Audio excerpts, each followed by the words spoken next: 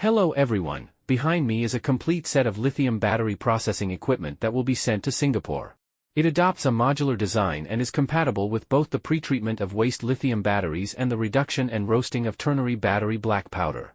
The equipment consists of a mixing system, a crushing system, a pyrolysis system, a cooling system, a screening system, and an exhaust system, which can be flexibly combined to meet various customer needs.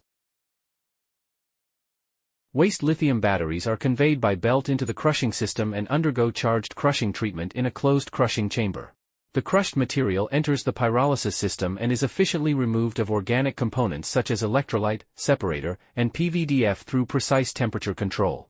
The battery material after pyrolysis is cooled down by the cooling system and discharged.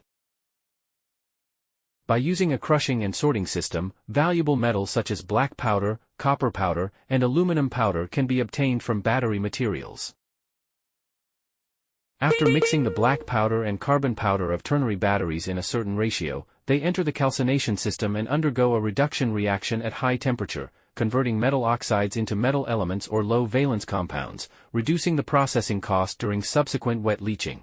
The calcined black powder is cooled by the cooling system and enters the screening system to achieve the packaging of finished products.